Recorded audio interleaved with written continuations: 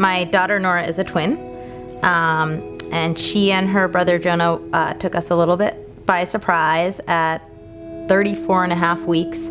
My blood pressure went up and I went in to have it checked, and the doctor said, okay, you're having these babies today. And it was, scheduled C-section, everything went fine. They were about 4.5 pounds each, and spent 18 days in the NICU, and they came home and they continued to grow and they did very nicely. And at about somewhere between 3 and 4 months old, we're not exactly sure, I was giving Norah a bath that I knew was warmer than usual, but she didn't mind it, she didn't get upset. And after we took her out of the tub, we sort of wrapped her up and brought her to the changing table, and when we unwrapped the towel, we saw that her arm was shaking like this.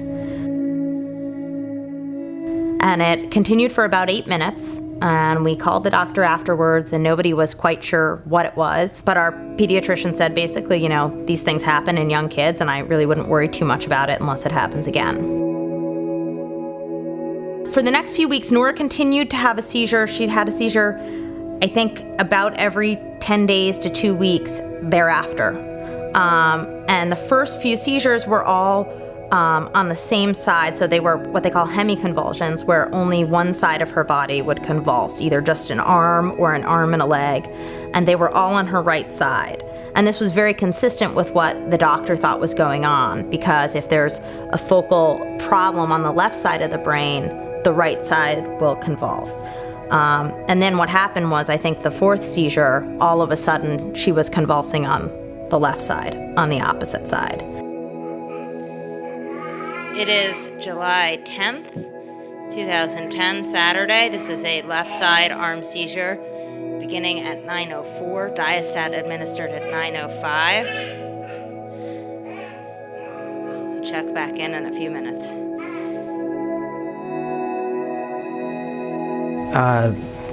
Complete denial, basically.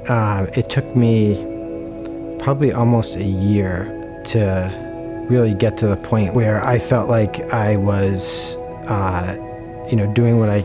doing everything that I could for her in terms of her developmental therapy, in terms of her medical needs, and just in terms of being her father. It took me a very long time to accept what this meant. I think what we've learned, I think what you have to do is just see your child for who they are as an individual. Sorry. Norah, and I think many Dravet kids, they have some tremendously wonderful qualities. She is so social and happy as a general matter. And so as long as I was with her and focused on Norah and interacting with her, I was totally okay with things.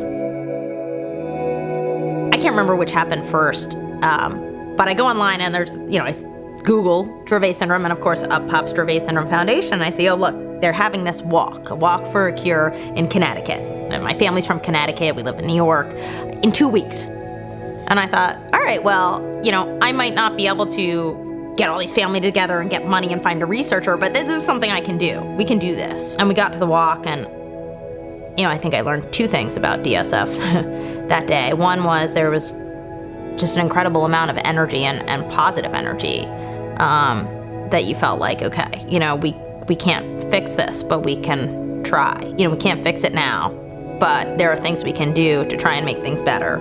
And, that just was completely game-changing for me. We do, on a daily basis, talk about, the lives of other Dravet parents, and, how their experiences are similar or different than ours, and it has become a big part of how we deal with things. Our life is not what we expected, but it's a good life, and it's a happy life. And, I know there will be hard times ahead, harder than what we have right now, but you learn to take one day at a time.